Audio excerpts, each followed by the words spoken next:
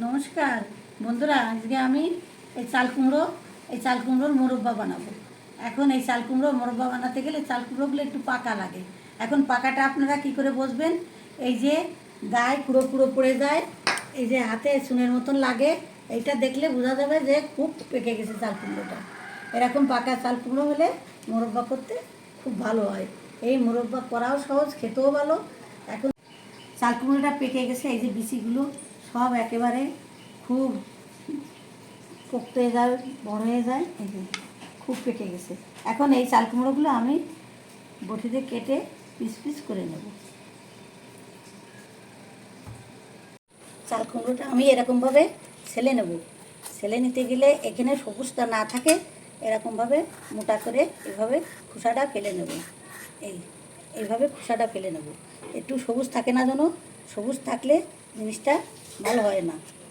আর এই বুকোটা এখান থেকে ফেলে দেবো, এরকমভাবে বুকোটা ফেলে দেবো। দিয়ে এই যে কাঁটা চামচ দিয়ে এটা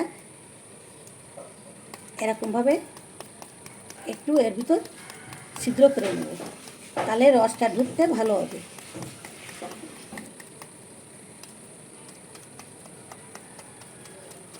এইভাবে ছিদ্র করে করে নেব, তাহলে এর ভিতর রসটা ভালো ঢুকবে। এই যে এইটা কেটে এইভাবে কেটে আমি এই সাইজে করে নিচ্ছি। এইভাবে কেটে নিচ্ছি। আমি এইগুলো সবই ওইভাবে কেটে নেবো এক এক করে। দেখেন আমি এই কুমড়োগুলো সব কেটে নিয়েছি, এরকম ছোট ছোট করে পিস করে আমি কেটে নিয়েছি। আর ওই কাঁটা চামচ দিয়ে একটু ছিদ্র করে করে নিয়েছি। এই যে এখন এই জলের ভিতর আমি একটু চুন দেবো। চুন দিয়ে আমি এইগুলো ভিজিয়ে রাখবো। এই চুনটা এই জলের ভিতর দেবো, দিয়ে আমি এই কুমড়োগুলো ভিজিয়ে রাখবো।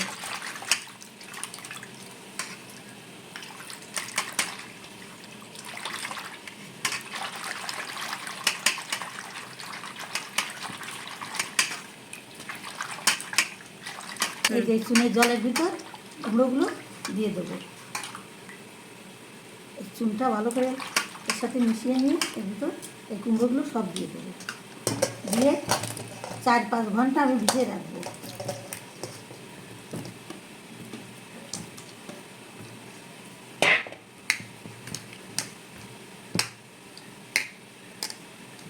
এরকমভাবে আমি 4-5 ঘন্টা আমি ভিজিয়ে রাখবো। দেখেন 7 ঘন্টা পরে আসলাম, চুনের জলে ভিজানো ছিল। 7 ঘন্টা পরে এসে দেখি কুমড়োগুলো বেশ শক্ত হয়ে গেছে। কত সুন্দর শক্ত হয়ে গেছে কুমড়োগুলো। এখন এই কুমড়োগুলো আমি ভালো করে ধুয়ে নেব। চুনের জলে ভিজানো ছিল 7 ঘন্টা, এখন এটা আমি ধুয়ে এই জলের ভিতর দিয়ে ভালো করে ধুয়ে নেব, কষলিয়ে এর ভিতর যাতে চুনেরই না থাকে। এইভাবে আমি ভালো করে ধুয়ে নেব, জল পাল্টায় ধুয়ে নেব।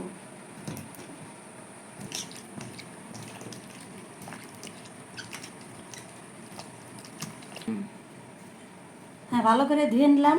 কুমড়োগুলো সব ধোয়া হয়ে গেছে, সাদা জল বেরিয়ে গেছে। এখন আমি এই কুমড়োটা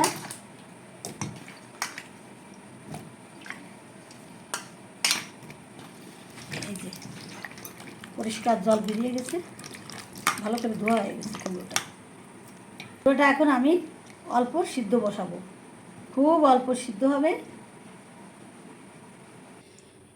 কড়াইতে আমি জল দিয়ে দিলাম,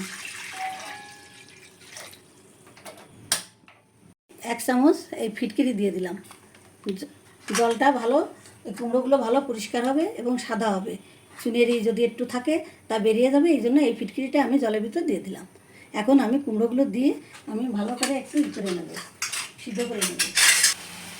কুমড়োগুলো এখন আমি জলের ভিতর, ফিটকিরির জলের ভিতর সিদ্ধ করার জন্য দিয়ে দিলাম। চাল কুমড়োটা সিদ্ধ হয়েছে কিনা দেখার জন্য এই একটা কাঠি দিলে এই যে ঢুকে যাচ্ছে, আলগোচ্ছলে ঢুকে যাচ্ছে, বোঝা যাচ্ছে যে এটা সিদ্ধটা হয়ে গেছে। এখন আমি এটা উঠিয়ে নেব, এক এক করে আমি সব তুলে নেব।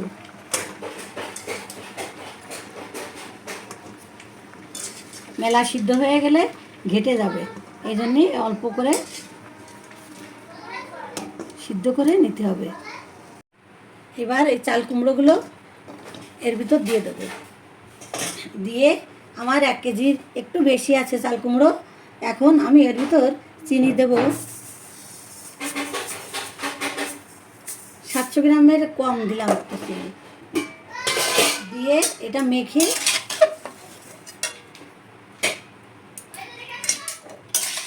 খানিক সময় রেখে দেব।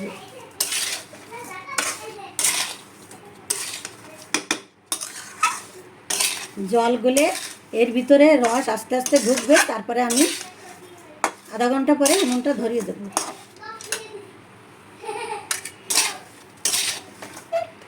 এইভাবে মেখে আধা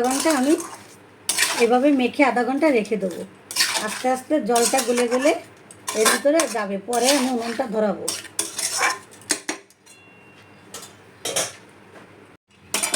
আধা ঘন্টা পরে আমি ফিরে আসলাম। এসে এখন আমি এটা হালকা আঁচে নেড়ে নেব। এটা নাড়তে নাড়তে রসটা শুকিয়ে যাবে, তখন আর কোনো থাকবে না এগুলো।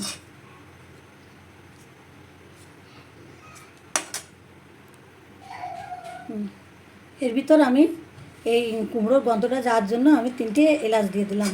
আরও অনেক রকম ফ্লেভার দেওয়া যায়, আমি 3টে এলাচ দিয়ে দিলাম।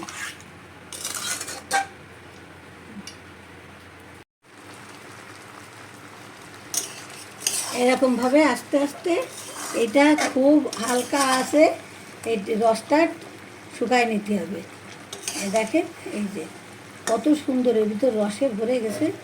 এখন এই জলটা শুকায় নিতে পারলে আস্তে আস্তে হয়ে যাবে।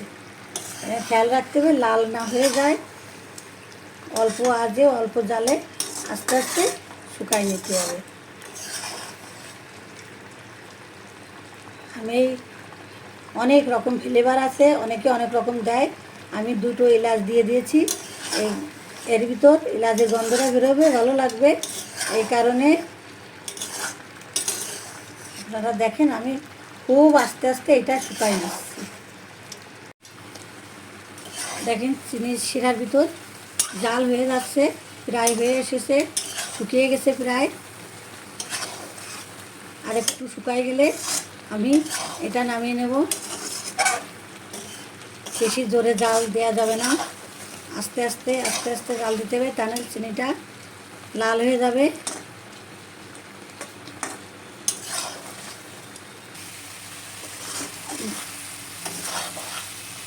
আমার এটা জাল দেওয়া প্রায় হয়ে গেছে, মোরব্বাটা তৈরি হয়ে গেছে। আমি এখনই নামিয়ে নেব। দেখেন কত সুন্দর সাদা ধপ দেবে। আর এটা রাখলে পরে আস্তে আস্তে একটু রোদে দেওয়া বা একটু বাড়তি রসটা ঝরে পড়ে যাবে, চালনির ভিতর রাখলে আস্তে আস্তে ঠিক হয়ে যাবে। আমি এখন নামিয়ে নেব।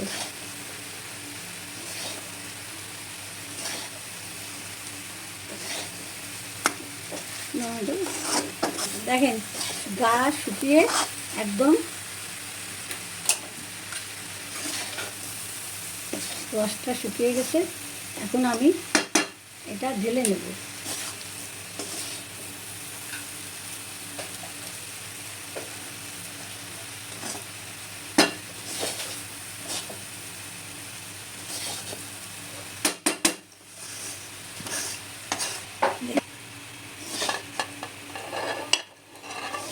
মোরব্বাটা কত সুন্দর সাদা এবং কত ভালো হয়েছে দেখেন।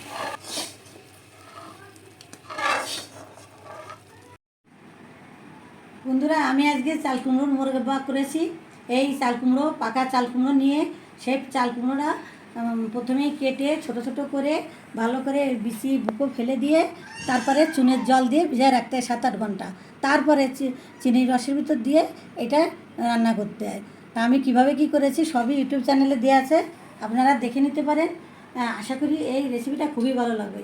এই যে দেখেন এই যে চাল কুমড়োটা কত সুন্দর, এটা এর ভিতরে একদম রস পোড়া, এর ভিতরে একদম রসের টইটম বয়ে আছে, কত সুন্দর দেখেন, কত সুন্দর হয়েছে চাল কুমড়োটা।